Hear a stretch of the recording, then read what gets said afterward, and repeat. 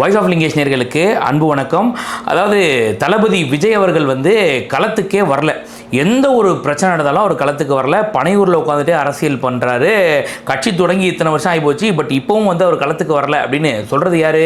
நம்ம ஜிகில முருகன். தமிழக வெற்றி கழகத்துடைய தலைவர் விஜய் ஏன் இந்த களத்துக்கு வரல கேட்டா சொல்றது நான் இல்லைங்க, தாவேக்கால இருக்கக்கூடிய தொண்டர்களே வந்து அவங்களுக்குள்ளேயே பேசிக்கிறாங்க அப்படின்னு சொல்லிட்டு 2-3 ஸ்கிரீன்ஷாட் வர எடுத்து போடுறாங்க. இந்த மாதிரி வந்து தளபதி அவர்கள் களத்துக்கு வரல, இப்போ கூட அரசியல் பண்ணலாம், எப்பதான் அரசியல் பண்ணுவார் அப்படின்னு அவங்களுக்குள்ள பேசிக்கிற மாதிரி ஒரு ஸ்கிரீன்ஷாட் எடுத்து போடுறான். தூய்மை பணியாளருடைய வேலை பறிபோவதை இதை அவர் எதிர்க்கிறாரா ஏற்கிறாரா, அவருடைய நிலைப்பாடு என்ன அப்படிங்கிறதா ஒட்டுமொத்தமான மக்களுடைய கேள்வி இல்ல. தமிழக வெற்றி கழகத்தில் இருக்கக்கூடிய கொஞ்சம் அரசியல் புரிதல் கொண்ட தாவேக கட்சிக்காரங்க கேட்க ஆரம்பிச்சிட்டான். உண்மையில் நான் அவனை பாராட்டுறேன். ஏன்னா திமுக மாதிரி எல்லாத்துக்கும் முட்டு கொடுக்காம, காங்கிரஸ்கார மாதிரி எல்லாத்துக்கும் முட்டு கொடுத்து நிக்காம, ஆனா தமிழக வெற்றி கழகத்தில் கூடிய விஜய் கட்சிக்காரன் கேள்வி கேட்கிறான். ஏன்னா பொது வெளியில அவனால அரசியல் பண்ண முடியல. இங்க வந்து இன்னைக்கு அவர் வந்து உங்களோட நாங்க தொடர்ந்து இருப்போம், தமிழக வெற்றி கழகம் இருக்கும், உங்களோட எல்லா விதங்களையும் நீங்க வெற்றி பெறுவதற்கு உண்டான விஷயங்களை, தூய்மை பணியாளர் விஷயங்களுக்கு நாங்க பலமா இருப்போம்னு சொல்லி தமிழக வெற்றி கழகத்தினுடைய தலைவர் விஜய் அவர்கள் வந்து சொல்லியிருக்காங்க. ஏண்டா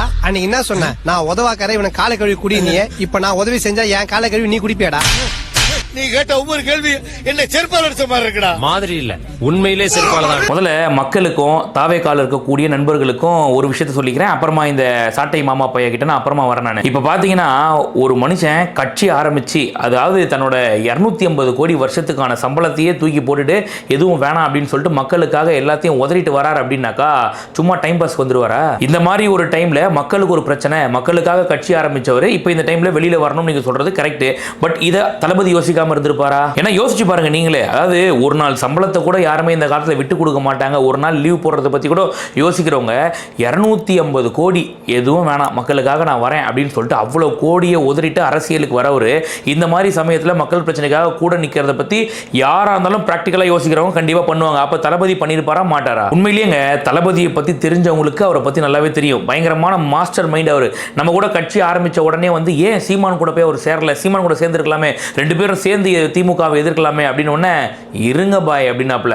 சரி ஓகே, கட்சி ஆரம்பிச்சிட்டாப்ல, இப்போ எலெக்ஷன் கிட்ட நெருங்குது, ஏன் அதிமுக கூட கூட்டணி வைக்கலாமே, சேர்ந்து அப்படியே முதலமைச்சர் ஆயிட்டு திமுகவை எதிர்க்கலாமே அப்படின்னு இருங்க பாய், எதுக்கு பாய் அதெல்லாம் அப்படின்னு சொல்லிட்டு அன்னைக்கே சீமானோட உண்மை முகம் இதுதான் அப்படின்றத கணிச்சு தளபதி அவர்கள் எடை போட்டாரு. அதுக்கப்புறம் அதிமுக கூட நாம எதுங்க கூட்டணி வைக்கணும், அவனும் ஊழல்வாதி தான், தேவையே கிடையாது, வேணும்னா அவங்க வேணா நம்ம கூட வந்து கூட்டணி வைக்கட்டும் அப்படின்னு சொல்லிட்டு இன்னைக்கு மக்கள் சக்தியோட ஒரு மக்கள் விரும்பும் முதல்வர் வேட்பாளர் அப்படின்னு சொல்றாங்கன்னா சும்மா யோசிச்சு பாருங்க. கருத்து கணிப்புகள் எல்லாமே தாவேக்காவை சார்ந்து இருக்கு அப்படின்னும் போது தேவையே இல்லை, நம்ம பார்த்துக்கலாம், மக்கள் பிரச்சனை என்னவோ நம்ம பேசுவோம், அதுக்கானது என்னவோ அதுக்கான முறையா நம்ம போவோம் அப்படின்னு சொல்லிட்டு தளபதி அவர்கள் அன்னைக்கே கணிச்சு தான் இப்போ வரைக்கும் அரசியலில் பயணிச்சிட்டு இருக்காரு. நாம கூட ஒரு தடவையும் தளபதி ஏன் சீமான் கூட சேரல, தளபதி ஏன் அதிமுக கூட கூட்டணி வைக்கல, ஒரு கூட்டணி வேணும்ல அப்படின்னு நம்ம நினைக்கும் போது கூட அதெல்லாம் வேணாம், நான் ஒரு ஸ்கெட்சை போட்டிருக்கேன், அந்த ரூட்ல பயணிப்போம், மக்களுக்கான அரசியலை பண்ணுவோம், கண்டிப்பா மக்கள் நம்மளை விட மாட்டாங்க அப்படின்னு சொல்லிட்டு ப்ராப்பரா அவர் என்ன நினைக்கிறாரோ அதுபடி போயிட்டு இருக்காரு. நாம தான் வந்து அப்பப்போ இப்படி பண்ணிருக்கலாம்ல அப்படி பண்ணிருக்கலாம்னு யோசிக்கிறோமே தவிர அவரோட விஷன் ரொம்ப கிளியரா இருக்கு. இஸ்லாமியர்களுக்கு ஒரு பிரச்சனை அப்படின்னும் போது அதுக்காக ஒரு கேஸ் ஒன்று போடுறாங்க.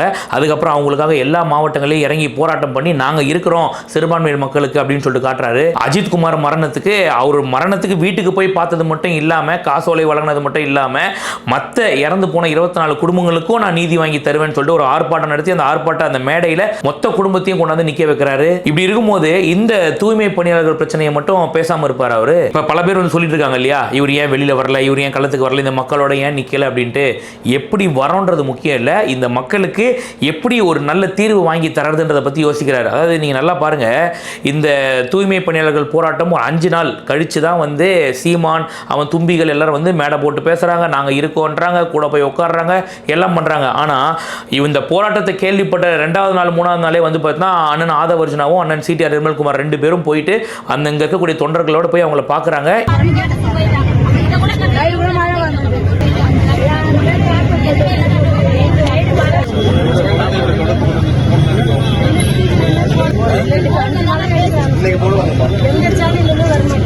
தமிழக வெற்றி கழகத்தினுடைய தலைவர் அவர்கள் விஜய் அவர்கள் வந்து நேரடியா அங்க வந்து பந்தலுக்கு ஆதரவு தெரிவிக்கிறோம் என்ற தகவலை சொல்லியிருந்தாங்க. நாங்க வந்து அவர் வருவதன் மூலமாக அங்க வந்து போக்குவரத்துக்கு இடையூறு ஏற்பட்டு நாங்கள் அங்கு தொடர்ந்து போராடுவது என்பது சிக்கலுக்கு உள்ளாக வேண்டாம். நாங்களே நேரடியா எப்போ வந்து எங்க இடத்துக்கு வந்து பாக்குறன்ற ஒரு விஷயம் சொல்லியிருந்தாங்களோ நாங்கள் நேரடியா வந்து பாக்குறோம்ன்ற அடிப்படையில வந்து அங்க பொதுமக்களுக்கு இடையூறும் மத்ததும் ஏற்படக்கூடாது என்ற காரணத்துக்காக நாங்க நேரடியா அவர் வந்து இங்க சந்திச்சிருக்கோம். அவங்க நேரடியா வர்றேன்னு சொன்னதுனால இங்க நாங்க வந்திருக்கோம். இங்க வந்து இன்னைக்கு அவர் வந்து உங்களுடன் நாங்க தொடர்ந்து இருப்போம். தமிழக வெற்றி கழகம் இருக்கும். உங்களோட எல்லா விதங்களையும் நீங்க வெற்றி பெறுவதற்குண்டான விஷயங்களை தூய்மை பணியாளர் விஷயங்களுக்கு நாங்க பலமா இருப்போம்னு சொல்லி தமிழக வெற்றி கழகத்தினுடைய தலைவர் விஜய் அவர்கள் வந்து சொல்லியிருக்காங்க. இது மட்டும் இல்லாம தாவேகாவோட தொண்டர்கள் அந்த பகுதியில் இருக்கக்கூடிய மக்களை தினம் தினம் போய் பார்த்துட்டு உங்களுக்கு என்ன பிரச்சனை, எப்படி போயிட்டு இருக்கு, உங்களுக்கு சாப்பாடு வேணுமா, எல்லாமே சரியா இருக்கா அப்படின்னு அப்பப்போ போய் பார்த்துட்டு வராங்கன்னா அது அந்த மக்களே சொல்ல முடியுது. நம்ம சும்மா ஒரு ஜஸ்ட் நேம் சேக்காக நம்ம சொல்லல. அங்க இருக்க மக்கள் சொல்றாங்க, ஏங்க இப்ப ஆரம்பிச்ச கட்சிங்க தாவேகா, அந்த பசங்க வந்து எங்களை பார்த்துட்டு போறாங்க, உங்களுக்காக தான் நாங்க இருக்கோம், நீங்க எங்களை கண்டு கூட மாட்டீங்களே அப்படின்னு சொல்லக்கூடிய காட்சிகளை பார்க்க முடியுது நம்மளால. ஆட்சிக்கே வரல விஜய், இன்னமும் அவரு கூட இருக்கிற தொண்டர்கள் அவங்க வந்து என்னைக்கு நாங்க வந்து 1ஆம் தேதி உட்காந்து அன்னையில முட்டை இன்னமும் எங்களுக்கு ஆதரவு தெரிவிக்கிறாங்க. அவங்க நைட்டு 10, 2 மணி 3 மணி கூட எங்களுக்கு ஆதரவு தெரிவிக்கும். அம்மா சாப்பிட்டீங்களா, நீங்க என்ன பண்றீங்க, நீங்க ஏமா இங்க இருக்கிறீங்க, என்ன எங்களுக்கு அவ்வளவு ஒரு ஆதரிக்கிறாங்க. நேத்து தளபதி அவர்கள் இந்த பிரச்சனை வந்து முடியும், எப்படியாவது திமுக இதுக்குள்ள இறங்கி சரி ஓகே நாங்க சரி செய்யறோம், இந்த போராட்டம் ரொம்ப நாளா போயிட்டு இருக்கே அப்படின்னு சொல்லிட்டு பாப்பாங்கன்னு சொல்லிட்டு பார்த்தா திமுக எந்த நடவடிக்கை எடுக்கிற மாதிரி தெரியல. அதுக்கு மாறா அவங்க கூட டீ குடிச்சாரு, சோறு சாப்பிட்டாரு அப்படின்றது, அப்புறம் உங்களை 10 நாள் போராட விடுறது பெரிய விஷயம்னு சேகர் பாபு சொல்றது, இதெல்லாம் பார்த்த தளபதி வந்து நான் களத்துக்கு வரேன் அப்படின்னு சொல்லிட்டு அங்க இருக்கக்கூடிய அந்த மாநில தலைவர் இருக்கார் இல்லையா பாரதின்னு, அவர்கிட்ட தொடர்பு கொண்டு பேசினதுக்கு அப்புறமா ஐயா நீங்க இங்க வந்தீங்கன்னாக்கா இது வேற மாதிரி ஆயிரும். அதாவது நல்லா தெரிஞ்சுக்கோங்க என்ன பிரச்சனைன்றது. தளபதி அவர்கள் அந்த இடத்துல களத்துக்கு போறாரு அப்படின்னாக்கா ஒரு 5000 பேர் 6000 பேர் இல்ல, லட்சக்கணக்கில் கூட்டம் கூடுவாங்க. அப்படி கூட்டினா என்ன ஆகும்னா லா அண்ட் ஆர்டர் இஷ்யூ வரும். லா அண்ட் ஆர்டர் இஷ்யூ வந்துச்சு அப்படின்னாக்கா இப்ப அற வழியில போராடிட்டு இருக்கவங்க கூட இனிமேல் போராட முடியாது, மொத்த பேரையும் கைது பண்ணுவாங்க. கைது பண்ணி கொண்டு போய் வச்சுட்டு அங்கே 4 போலீஸை போட்டு இனிமேல் எங்கேயும் உட்காரக்கூடாது, நீங்கள் யாரா 4 பேர் ஒன்றா நடந்து போனாலும் காலி. இது வந்து நம்ம எப்போ பார்த்தோம்னா இந்த ஜல்லிக்கட்டு போராட்டம் இருந்துச்சு இல்லையா, அப்போ அந்த போராட்டத்தப்போ பயங்கரமான ஒரு க்ரௌடு சேர்ந்து திடீர்னு எங்க இருந்துன்னு தெரியல அவ்வளோ ஒரு க்ரௌடு சேர்ந்து ஒட்டுமொத்த மெரினாவையும் ஆக்கிரமிச்சாங்க. அதுக்கப்புறமா அந்த போராட்டம் ஒரு வகையாக எல்லாம் முடிஞ்சதுக்கு அப்புறமா ஒரு 4 பேர் ஒன்றா ரோட்டில் நடந்து போனால் கூட ஏய் எதுக்கு இங்கே வர போ அப்படின்னு காவலர்களை வச்சு அந்த டைமில் அதிமுக ஆட்சியில் மிரட்டப்பட்டது. ஸோ அந்த மாதிரி ஒரு போராட்டம், இந்த போராட்டத்தை என்ன பண்ணலான்னு திமுக காரன் அப்படியே கண்குத்தி பாம்பா பார்த்துக்கிட்டு இருக்கிறான். இவங்களை ஏதாவது ஒன்று மாட்டுச்சுனாக்கா மொத்த பேரும் அடிச்சு உழட்டி விட்டுலாண்டு. அது உதவியா இருக்குமா உபத்திரமா இருக்குமா நீங்க யோசிச்சு பாருங்க.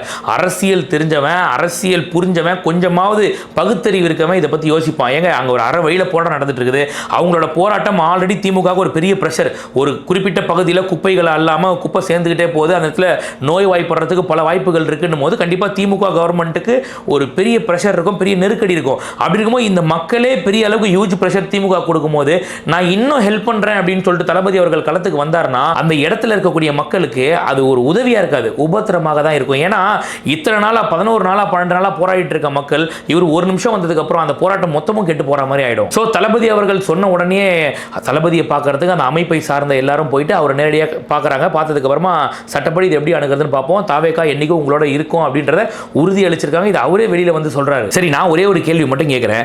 இப்ப தளபதி அவர்கள் வந்து இதை சாக்கா பயன்படுத்தி முதலமைச்சர் ஆகணும் அப்படின்னா இந்த மாதிரி போராட்டங்களுக்கு இறங்கி வந்தா தானே ஆக முடியும் அப்படின்னு இந்த ஜிகிலோ முருகன் இன்னும் ஒரு சில பேர் ஃபேக் ஐடிங்க எல்லாம் சொல்லிட்டு இருக்கு இல்லையா. நான் ஒரு கேள்வி கேட்கிறேன்.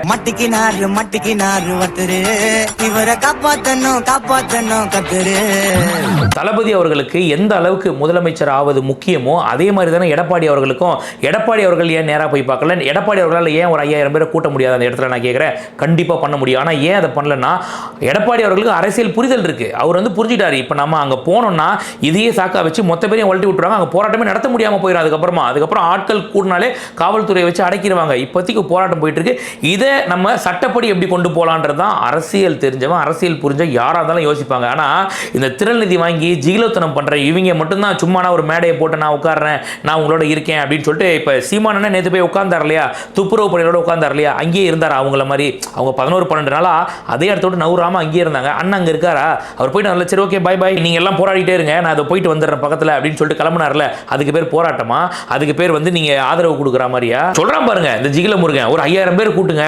இந்த மாதிரி வந்து புசியானந்த் சொன்னார் இல்லையா, அவரை கூட்டுன்னு போறது தான் எங்களுக்கு பிரச்சனையாகுது அப்படின்னு சொல்லிட்டு கூட்டுன்னு வாங்க, இட்டுன்னு வந்து ஒரு 5000 பேரோட உட்காருங்க நீங்க அப்படின்றான். அவரை இட்டுன்னு போறதா எங்களுக்கு கஷ்டம் அப்படின்னு சொன்னீங்கல்ல, அவரை இட்டுன்னு வந்து 5000 பேரை கூட்டி சென்னை ரிப்பன் மாளிகை வாசல் நிப்பாட்டினா அந்த போராட்டம் வீரியம் அடையுமா அடையாதா? அரசியல் அறிவு இருக்கவன் இந்த மாதிரி பேச மாட்டான் கண்டிப்பா. ஒரு 5000 பேர் கூட்டிட்டு வந்தா, அதுவும் சென்ட்ரல் இந்த இடத்தாண்ட இருக்கும் போது லா அண்ட் ஆர்டர் இஷ்யூ வரும், போக்குவரத்து பாதிக்கப்படும், எவ்வளவு பிரச்சனைகள் வரும். உடனே காவல்துறை எல்லாரையும் கைது பண்ணும். கைது பண்றது பிரச்சனை கிடையாது. அந்த போராட்டம் பண்ண மக்களுக்கு கடைசி வரைக்கும் அவங்க எதுக்காக போராட்டம் பண்ணாலும் அந்த தீர்வே கிடைக்காம போயிடும். இது அரசியல் அறிவு இருக்கவங்களுக்கு புரியும். சாட்டை மாமா பயலுக்கு புரியுமா? 5000 பேரை கூட்டுங்க, 5000 பேரை கூட்டுங்க. நீ அதிமுக நினைச்சா 5000 பேரை கூட்ட முடியாதா?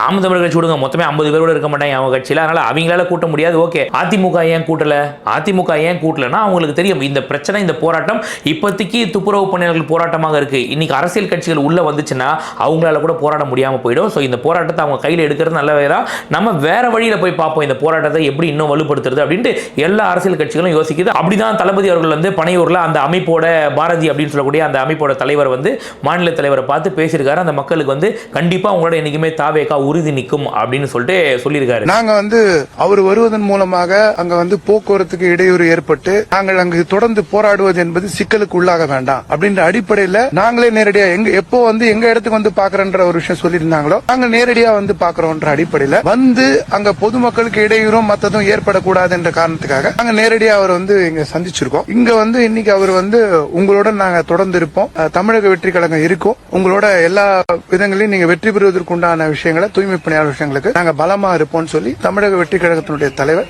விஜய் அவர்கள் வந்து சொல்லியிருக்காங்க. இவனுங்க நினைச்சிருக்கானுங்க இந்த ஜிகிலோ கட்சிக்காரனுங்க சும்மா மேடை போட்டு பேசிட்டாக்கா மக்கள் நம்மளை நம்பிடுவாங்க, இதுக்கு பேர் தான் அரசியல்னு.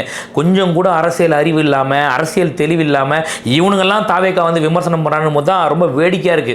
அது சரி, ஆடு மாடு கூடலாம் பேசுற இவனுங்களுக்கு 5 அறிவு தானே இருக்கும். ஃபேக்கா ஒரு ஐடியா ஒன்று வச்சுக்கிட்டு அதை டிபியை மாத்திக்கிட்டு தாவேக்கா டிபியை வச்சுக்கிட்டு இந்த மாதிரி வந்து இப்போ கூட களத்துக்கு வரலாம் எப்படி ஒரு முதலமைச்சர் ஆவார் அப்படின்னு சொல்லிட்டு கேட்டதாக எடுத்து போடுறாங்க. உண்மையிலேயே அரசியல் அறிவு இருக்கவன் தாவேக்கால தளபதியை புரிஞ்சுக்கிட்ட எவனும் அந்த மாதிரி கேட்க மாட்டான் கண்டிப்பா. ஏன்னா தளபதி அவர்கள் இந்த 11 நாளா எப்படி இதை அணுகலாம் அப்படின்னு சொல்லிட்டு 3வது நாளே அண்ணன் ஆதவும் சிடிஆர் நிர்மல்குமார் எல்லாரும் போயிட்டு அங்க உட்கார்ந்து மக்களோட பாக்குறாங்க. அது மட்டும் இல்லாம அந்த இடத்துக்கு தொடர்ச்சியாக தாவேக்காவை சார்ந்த தொண்டர்கள் போயிட்டு பார்த்துட்டு வராங்க. அந்த மக்கள் எப்படி இருக்காங்க, அவங்க சாப்பிட்டாங்களா இல்லையா அப்படின்ற எல்லாத்தையும் தாவேக்கா தொண்டர்கள் விசாரிச்சுட்டு தான் இருக்காங்க. ஆக்கப்பூர்வமான அரசியல் பண்ணுங்கடா, அதெல்லாம் விட்டுட்டு சும்மா தாவேக்கால் என்ன பண்றாங்க, தாவேக்கா தலைவர் வந்தாரான்னு போய் பார்த்து ஏன்டா செருப்படி வாங்குறீங்க அப்படின்ட்டு நான் சொல்லல, நாம் தமிழர் கட்சியில் இருக்கக்கூடிய தம்பிகளே பேசிட்டு இருக்காங்க. சரி, இப்போ இந்த மாமா பையன் பேசினதுக்கு வருவோம் நம்ம.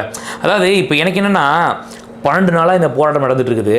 12 நாளாவே வந்து பார்த்தீங்கன்னாக்கா பல்வேறு கருத்துக்கள் நாம் தமிழர் கட்சி மூலியமாக வச்சுட்டு இருக்காங்க. ஓகே, பரவாயில்ல. இந்த 12 நாளாக தாவேக்காவை பற்றி பேசாத இந்த சாட்டை மாமா பைய எதுக்காக இப்போ வீடியோ போடணும்? ஏன் திமுங்களா எப்படி? அதான் முதல்ல நானும் யோசிக்கிறேன். நேத்துல இருந்து எல்லா நியூஸ் சேனல்லையும் பனையூர்ல போராட்ட குழுவின் மக்களை தலைவர் சந்திக்கிறார் அப்படின்ட்டு காலிலிருந்து ஃபிளாஷ் போயிட்டு இருக்கு. உடனே அடிச்சு பிடிச்சிக்கிட்டு ஓடி போய் ஒரு கேமராவை பிடிச்சிக்கிட்டு இதுதான் சாக்கு, இப்போவும் நம்ம வாசிக்கலன்னா வேலைக்கே ஆகாதுன்னு சொல்லிட்டு மைக்கை பிடிச்சி வாசின்னு வாசிச்சு வச்சிருக்காங்க. ஆக்சுவலா ஏன்னா இவனுங்க இவ்வளோ நாள் புடுங்கினதை தளபதி ஒரே நிமிஷத்தில் வந்து பேரை வாங்கிட்டு போயிட போறாரு அப்படின்னு சொல்லிட்டு அவரு களத்துக்கு வரல, அவர் பனையூர்ல உட்காந்து பார்க்கறாருன்னு உடனே இப்படி வாசிக்கிறது. போராட்டம் திசை திரும்பாம எப்படி ஆக்கப்பூர்வமான போராட்டத்தில் போய் எப்படி இதுக்கு தீர்வு காண்றதுன்றது தளபதி அவர்கள் பிளான் பண்ணிட்டு இருக்காரு. ஆதவர்ஜுனா போய் பார்க்கறாரு, சிடிஆர் நிர்மல்குமார் பார்க்கறாரு, அந்த பகுதியை சேர்ந்த அந்த மாவட்ட செயலர் போய் பார்க்கறாரு, அங்க இருக்க தாவேகா தொண்டர்கள் போய் பார்க்கறாங்க. அந்த மக்களை எல்லாரும் இப்ப வரைக்கும் பார்த்துதான் இருக்காங்க. இவனுங்களை மாதிரி யாரும் விளம்பரம் பண்ண கிடையாது. அதாவது சினிமாவில் எப்படி திவாகரோ அந்த மாதிரி அரசியல் இந்த சீமான் தம்பிகளும் சீமானும். உண்மையிலேயே சொல்றேன்டா, ஒரு அரசியல் பண்ணணும் அப்படின்னாக்கா மக்களுக்கு எப்படி நல்லது பண்ணணும் அப்படியே யோசிங்க. தயவு செஞ்சு இன்னொரு அரசியல் கட்சியை வச்சு எப்படி நம்ம அரசியல் பண்ணலான்னு ஜிகிலோத்தனமா யோசிக்காதீங்க. இல்ல பிராக்டிகலா நீங்களே யோசிச்சு பாருங்க. தளபதி அவர்கள் இறங்கி வந்து அந்த மக்களோட மக்களா உட்கார்ந்தார் அப்படின்னாக்கா அங்க லா அண்ட் ஆர்டர் இஷ்யூ வருமா வராதா? உடனே காவல்துறை என்ன பண்ணும், திமுக எதிராக கிடைக்கும்னு காத்துக்கிட்டு இருக்கிறாங்க. இந்த மாதிரி எவனா வந்து உட்கார்ந்தாங்கன்னா இதையே சாக்கா வச்சு மொத்த பேரும் தூக்கி போட்டுடலாம், அவ்வளவுதான், இதுக்கப்புறம் எவனா போராட முடியாம பண்ணிடலாம்னு சொல்லிட்டு திமுக காத்துக்கிட்டு இருக்குது. ஆனா இதெல்லாம் எதுவுமே தெரியாம நாங்களும் அரசியல் பண்றோம், நாங்களும் போராடுறோம், மக்களுக்காக பேசுறோம் அப்படின்னு சொல்லிட்டு வரது இதுக்கு பேர் அரசியலடா? தயவு செஞ்சு கொஞ்சமாவது அரசியல் அறிவை வளர்த்துக்கோங்க, அரசியல் எப்படி பண்ணணும்னு தெரிஞ்சுக்கோங்க. இத்தனை நாள் மக்களை ஏமாத்தின மாதிரி இனிமேல் ஏமாற்ற முடியும்னா சோஷியல் மீடியாலாம் பயங்கரமா வளர்ந்துருச்சு. இல்ல உங்களுக்கு எப்படி அரசியல் பண்ணணும்னு தெரியலன்னா தளபதி கிட்ட கேட்டு தெரிஞ்சுக்கோ, தாவேக்கா தொண்டை கிட்ட கேட்டு தெரிஞ்சுக்கோ. எப்படி ஆக்கப்பூர்வமான அரசியல் பண்றது, ஆமக்கரி அரசியல் பண்றதுல ஆக்கப்பூர்வமான அரசியல் எப்படி பண்றதுன்னு தளபதி கிட்ட கேட்டு தெரிஞ்சுக்கோங்க. நீங்க வேணா பாருங்க, இவ்வளவு நாளா இந்த உடன்பிறப்புகள் எல்லாம் ஃபிளைட் மோட்ல இருந்திருப்பாங்க, எல்லாரும் எல்லாரையும் காணவில்லை, அவர்களை காணவில்லை அப்படின்னு தேடுற மாதிரி இருப்பாங்க. இப்ப தாவேகா தலைவர் பனையூர்ல எல்லாரையும் கூப்பிட்டு பேசுறாரு அப்படின்னு உடனே எங்க இது போராட்டம் பெருசாயிட போது, திமுக அசிங்கமாயிட போகுதுன்னு சொல்லிட்டு ஒவ்வொரு இதுக்கு அப்புறம் வீடியோ போடுவான். கேமரா சப்பில் ஆரம்பிச்சு இந்த வானவில் நண்பர்கள் ஆரம்பிச்சு உருட்டு வானவில் இருந்து எல்லாரும் வீடியோ போடுவாங்க. நீங்க என்ன பாருங்க, எவ்வளவு நாள் காணாம போனவனுங்க இப்பதான் வருவானுங்களே. தமிழக வெற்றி கழகத்துடைய தலைவர் விஜய் ஏன் இந்த களத்துக்கு வரல? உனக்கெல்லாம் வெக்கமே இல்லையாடா? சோறு தானே திங்கிற. எரிச்சல் வருது இவனை, நான் கெட்ட வாரத்துல திட்டி போயிருவேன். அப்புறம் பெத்தம் கொதிக்குது உன்னை பார்க்க பார்க்க.